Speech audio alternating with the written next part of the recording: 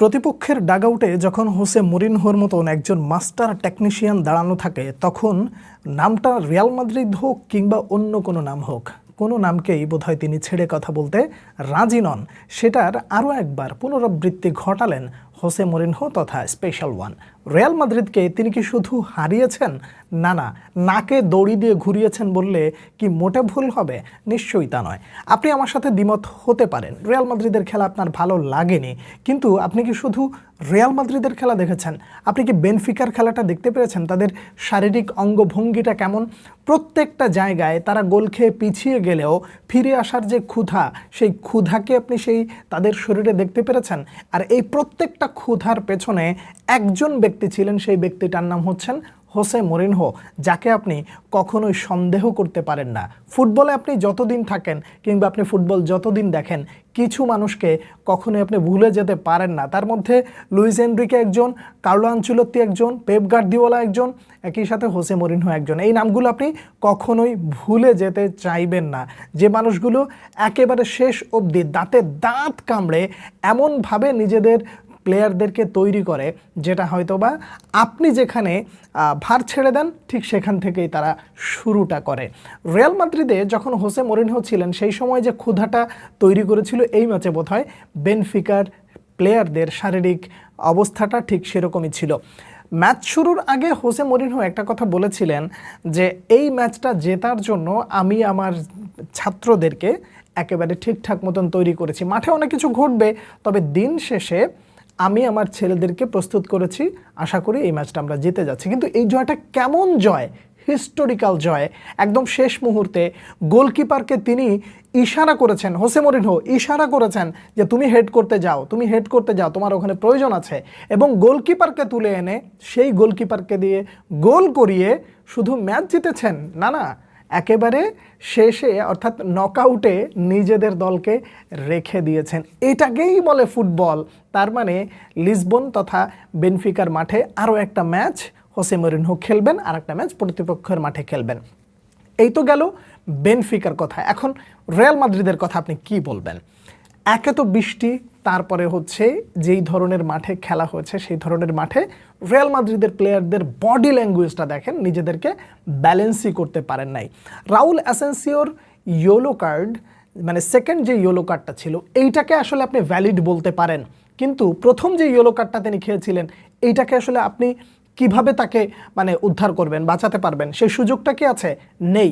এইটাই হলো সবথেকে বড় মানে ইম্পর্টেন্ট বিষয়, যে আপনি প্রতিপক্ষের প্লেয়ারদেরকে টার্গেট করে করে ক্ষিপ্ত করে দেন এবং তারা যেন কাট খেয়ে নিজেদেরকে নিয়ন্ত্রণে রাখে। প্রতিপক্ষের প্লেয়ার সেই সুযোগটা কাজে লাগিয়েছে, হুড় হ্যাঙ্গামের মধ্যে আপনাকে যে উত্ত্যক্ত করেছে, আপনি তাকে ধাক্কা মেরেছেন, মোটামুটি কার্ড একটা খেয়ে আপনি হয়ে গেছেন। কিন্তু শেষ মুহূর্তে এসে যে ডাবল ইয়েলোটা হলো, ওই জায়গাটার ওই হলুদ কার্ডটা প্রথমে যদি না খেতেন তাহলে সেকেন্ডটা বোধহয় সেকেন্ডটা খেলেও আপনি থাকার একটা সুযোগ ছিল। কিন্তু প্রথমটা খেয়ে বসছেন, একেবারে দিদারসে তাকে গিফট করেছেন, পরেরটা নিজের দলকে রক্ষা করার জন্য আপনি খেয়েছেন, কিন্তু আলটিমেটলি দলকে কি রক্ষা করতে পেরেছেন? পারেননি। তো এই ভুলগুলো বড় ম্যাচে কখনো করা যায় না। আপনি মনে করেছেন আগের ম্যাচে আমরা 6টা গোল দিয়েছি, এই ম্যাচে কোনো রকম আমরা সুপার 8 নিশ্চিত করতে পারলেই বাঁচে, কিন্তু সুপার 8কে নিশ্চিত করতে পারলেন, সেই সুযোগটা কি আছে? নাই। তার মানে আরও 2টো ম্যাচ আপনাকে বাড়তি খেলে তারপরে আপনাকে যাইতে হবে। রিয়াল মাদ্রিদ নামটার সাথে চ্যাম্পিয়ন্স লিগ আসলে যে একটা অন্যরকম অনুভূতি তৈরি হয়, সেই অনুভূতিগুলো যখন আপনি ঠিক আগের ম্যাচতে পেয়ে আসেন আর এই ধরনের প্রতিপক্ষের মাঠে এসে যখন আপনি হেরে যান, তখন স্বাভাবিকভাবে কি হয়, নিজের কাছে আপনি একটু লজ্জিত হন যে আগের ম্যাচে কত সুন্দর খেললো, এই ম্যাচে কেন এই অবস্থা। দেখুন, প্রতিপক্ষের কোচ হোসে মরিনহো প্রত্যেকটা জায়গায় ভালো করে পড়াশোনা করে তারপরে তার ছাত্রদেরকে তৈরি করেছেন। ভিনিসিয়াসকে ঢুকতে দিয়েছে খুব বেশি একটা, দেয়নি। কিলিয়ান এমবাপ্পের কথা বলুন, কিলিয়ান এমবাপ্পে স্বাভাবিকভাবে ন্যাচারালি সে যেভাবে ঠোকে, যেভাবে করে, সেভাবে ঢুকতে পেরেছে? খুব বেশি একটা পারেনি। প্রথম গোলটার কথাই চিন্তা করেন, কিলিয়ান এমবাপ্পে যেভাবে গোলটা দিয়েছে, সেই গোলটা কে আশা করেছিল যে তিনি হেড দিয়ে গোল করবেন? সেটা কেউ আশা করেনি। আর সেকেন্ড গোলটা কিলিয়ান এমবাপ্পে যেই জায়গাটা দাঁড়িয়েছিল, ওই জায়গা দিয়ে একটা অসাধারণ পাস না হলে বোধহয় এই ধরনের গোল করা সম্ভব না।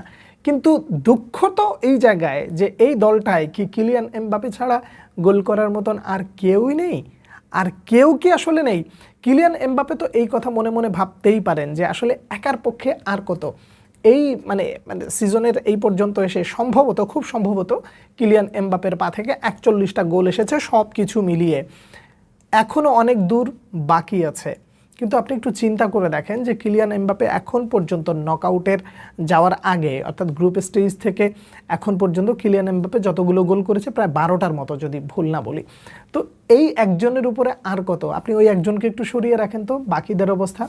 আপনি সবসময় কোচের দায় দিতে পারেন না, প্লেয়ারদেরও তো আসলে দায়টা নিতে হয় কখনো কখনো। আপনি রদ্রিগোর কথা বলুন, এই যে মানে ইয়েলো কার্ড মানে রেফারির সাথে বিতর্কে জড়িয়ে যে তিনি লাল কার্ডটা খেলেন, দলকে বিপদে ফেললেন না? শুধু কি বিপদে, এগুলাকে আসলে বিপদ বলে? আপনি এরপরে রিয়াল মাদ্রিদের আরও 2টো ম্যাচ খেলতে হবে নকআউটের, সেই জায়গায় অ্যাসেন্সিও নাই, রদ্রিগো নাই, তাহলে আপনি আসলে খেলাবেন কাকে দিয়ে? হ্যাঁ, আপনি এটা বলতে পারেন যে রদ্রিগো আসলে স্টার্টার হিসেবে এই মুহূর্তে না থাকলে ওখানে আপনি মাস্তানতুনোকে খেলাবেন, এই যুক্তিতর্ক আপনি দিতে পারেন, কিন্তু মাস্তানতুনোকে আজকে খুব বেশি একটা ভালো খেলেছে? খুবই বিচ্ছিরি ফুটবল খেলেছে আজকে। তো শুধু মাস্তানতুনোর হিসাবটা বললেই চলে না, যে রিয়াল মাদ্রিদের ডিফেন্স এবং মিডফিল্ড প্রত্যেকটা জায়গা যখন এইভাবে এক্সপোজড হয়ে যায় তখন আসলে দুঃখ রাখার কোনো জায়গা থাকে না।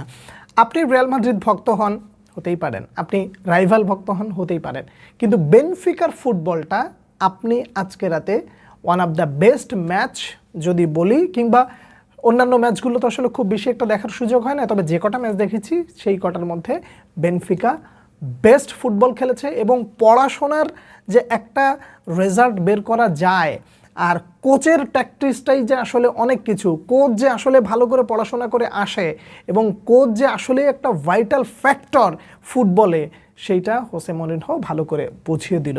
রিয়াল মাদ্রিদের জন্য ব্যাড লাক, কিন্তু সুন্দর ফুটবল উপহার দেয়া, কাউন্টার অ্যাটাকের ফুটবল উপহার দেয়া, দম ফালানো বা দম নেওয়ার সুযোগ না দেওয়া, বেনফিকা যেই ধরনের ফুটবল উপহার দিয়েছে এই ধরনের ফুটবলের জন্য নিশ্চয়ই ফুটবল প্রেমীরা রাত জেগে খেলা দেখে। কেমন দেখলেন ফুটবল? এই ধরনের ড্রামাটিক্যাল ফুটবল।